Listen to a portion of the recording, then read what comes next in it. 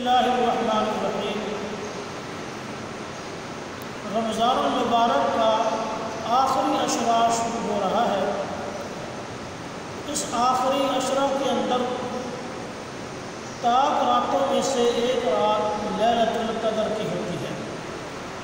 یہ بڑی عظمت کی حامل ہے۔ جو شخص اس رات کو جا کر اللہ کی عبادت کرتا ہے، اللہ رب العزت یقیناً اس کی مغفرت کا فیصلہ فرما دیتے ہیں۔ اس رات میں کون سی دعا پڑھنی چاہیے؟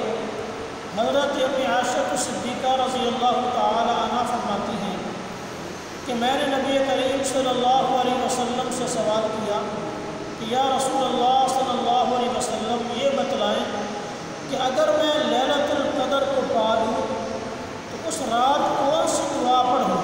تو آپ صلی اللہ علیہ وسلم نے فرمایا کہ اس رات کثرت کے ساتھ یہ دعا پڑھا کرو، اللہم انک عفو کریم تحب العفو فاعف عنی، اللہم انک عفو کریم تحب العفو فاعف عنی۔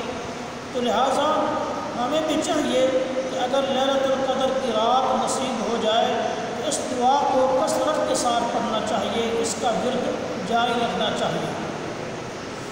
اور رمضان المبارک کی جو آخری رات ہوتی ہے، اس آخری رات میں مسلمانوں کی مغفرت کا فیصلہ کیا جاتا ہے۔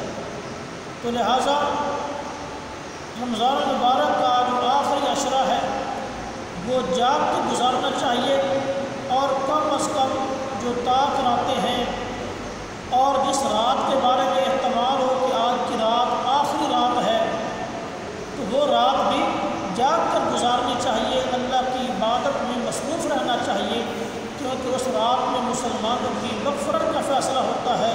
تو کیا معلوم اسی رات اللہ رب العزت ہمارا نام بھی اسی فہرست کے اندر درج کر دے جن مسلمانوں کی اس رات میں مغفرت ہونی ہے۔